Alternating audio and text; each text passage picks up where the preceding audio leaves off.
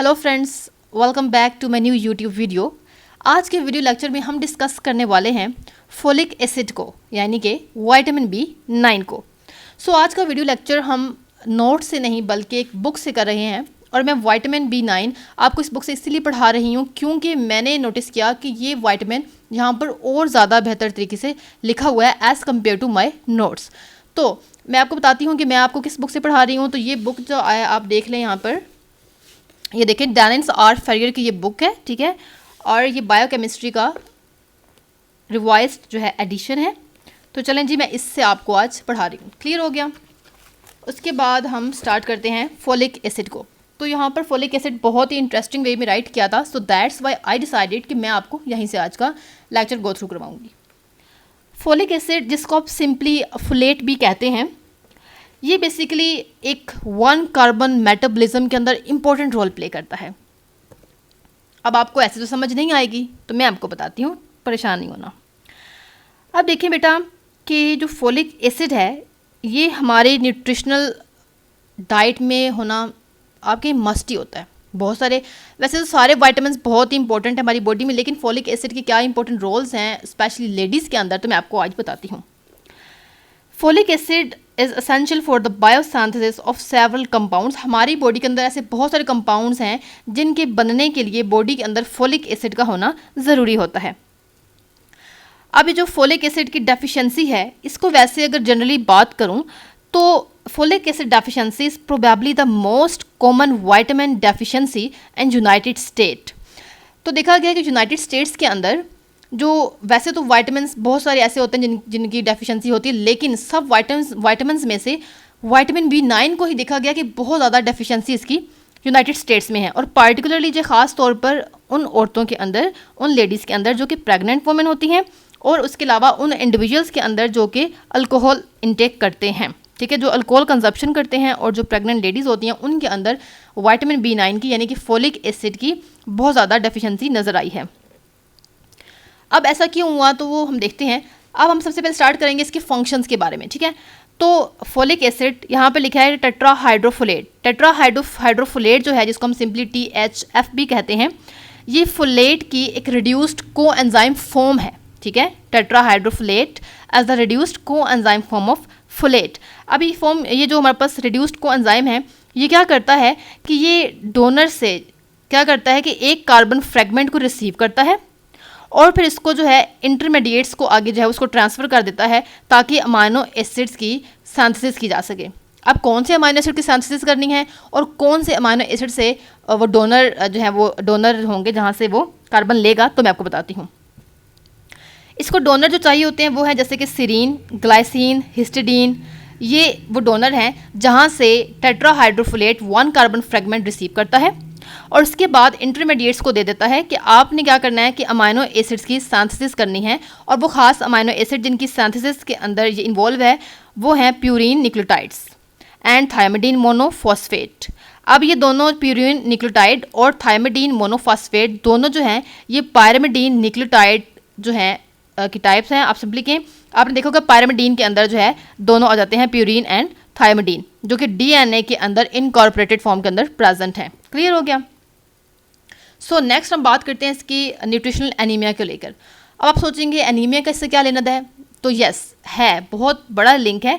वो ये है कि हमने बहुत सारी एनीमिया की टाइप्स पढ़ी होंगी, आपने देखा होगा कि अच्छा आपको पहले बताती हूँ कि एनीमिया होता क्या। तो एनीमिया एक ऐसी कंडीशन होती है जिसमें blood has lower than normal concentration of haemoglobin, कि हमारे ब्लड के अंदर जो हीमोग्लोबिन का कंसनट्रेशन होती है वो नॉर्मल से कम हो जाती है, जिसके रिज़ल्ट में क्या होता है कि जो ऑक्सीजन की ट्रांसपोर्ट करने की जो एबिलिटी होती है वो रिड्यूस हो जाती है, वो कम हो जाती है। इस कंडीशन को हम बोलते हैं कि ये एनीमिया हो गया है। अब न्यूट्रिशनल एनीमिया जो होता है ये इसलिए होता है क्योंकि आप जो एसेंशियल न्यूट्रिएंट्स हम इंटेक करते हैं वो हम कम ले रहे हैं, इन एडुकेट अमाउंट के अंदर है, तो हमें न्यूट्रिशनल एनीमिया हो जाता है। इसलिए न्यूट्रिशनल एनीमिया को फर्दर क्लासीफाई किया गया है according to the size of red blood cells, के रेड ब्लड सेल्स का साइज़ कितना है, मीन कॉर्पस्कल वॉल्यूम कितना है उसका ब्लड में जो नज़र आता है।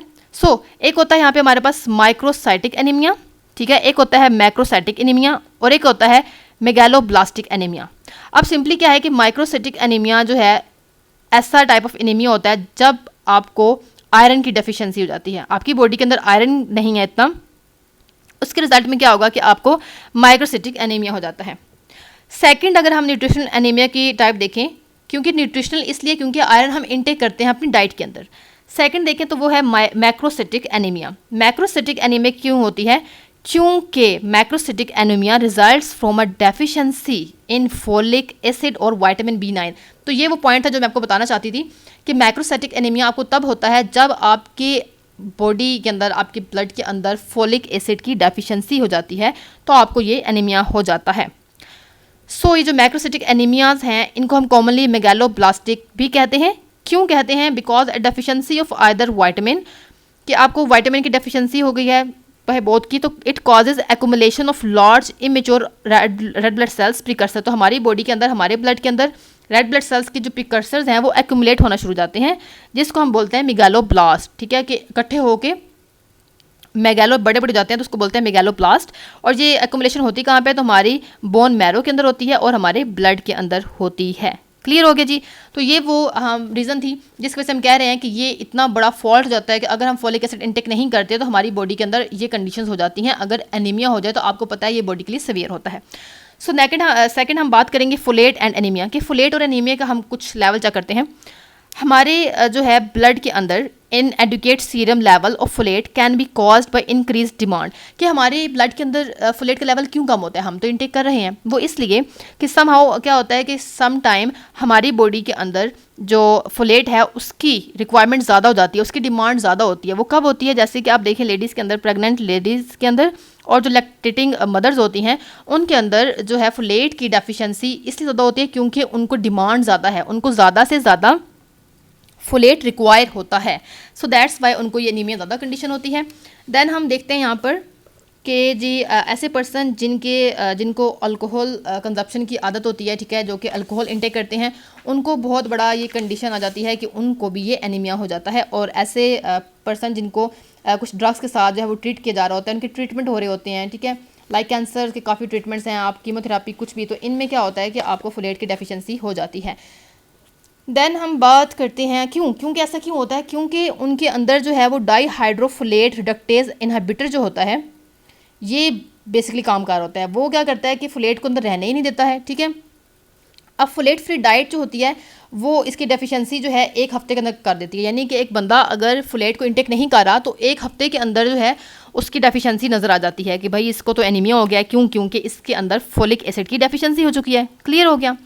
देन हम सेकंड पॉइंट में बात करेंगे folate and neural tube defect, कि फोलेट का न्यूरल ट्यूब डिफेक्ट के साथ क्या लेना देना है। तो इट्स मीन कि it is related to pregnancy.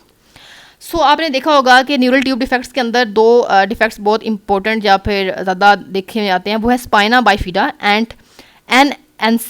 एनसीफेली, ठीक है। ये 2 most common neural tube defects हैं।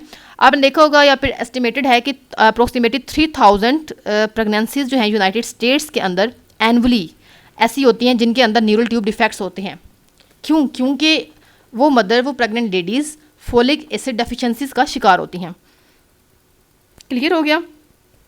उसके अलावा एक इम्पॉर्टेंट है कि फोलिक एसिड की जो सप्लीमेंट्स होती हैं वो जो है कंसेप्शन से पहले और फर्स्ट ट्राइमेस्टर यानी कि फर्स्ट 3 मंथ्स जो होते हैं प्रेगनेंसी में, उसमें जो है फोलिक एसिड की डेफिशिएंसी ज़्यादा हो जाती है, क्योंकि उस वक्त जो फोलिक एसिड है उसका रोल डेवलपमेंट के अंदर ज़्यादा होता है। इसीलिए जो जितनी भी वुमेन्स जो कि चाइल्ड बेयरिंग एज में होती हैं उनको ये एडवाइस की जाता है कि आपने per day 0.5 mg folic acid का, फोलेट का इंटेक करना है अपनी डाइट के अंदर सप्लीमेंट के थ्रू व्हाटएवर, ठीक है जी।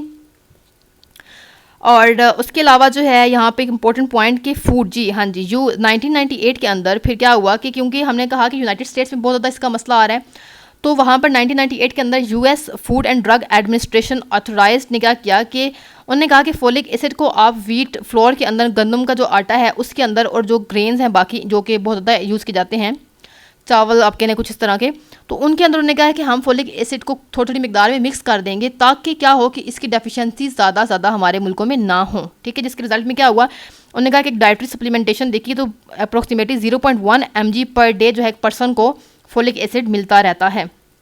दिस सप्लीमेंटेशन अलाउज, इस सप्लीमेंटेशन से क्या हुआ कि अप्रोक्सीमेटली 50% रिप्रोडक्टिव एज्ड वुमेन जो हैं उनको 0.4 mg ऑफ फोलेट जो है वो हर किस्म के सोर्स से मिलती है, यानी कि वो कुछ भी इंटेक कर रही थी तो उनको फोलिक एसिड जो है वो 0.4 mg जो है वो मिलता रहा है। दैट्स वाई उसके रिजल्ट पर क्या हुआ कि ये जो डेफिशिएंसीज की वजह से एबनॉर्मेलिटीज़ आ रही थी उनका लेवल जो है यूनाइटेड स्टेट के अंदर कम हो गया है। So that was all about today's lecture. आपने देखा कि किस तरह से फोलिक एसिड हमारी बॉडी के अंदर न्यूट्रिशनल वैल्यूज़ की कितनी इंपॉर्टेंट है, कितनी ज़्यादा स्पेशली लेडीज़ के अंदर फोलिक एसिड की डेफिशिएंसी जो है वो बहुत ही डाइसेस्टर होती है। सो that's Y that was all about today's lecture. If you like my video do like and subscribe my channel. Thank you.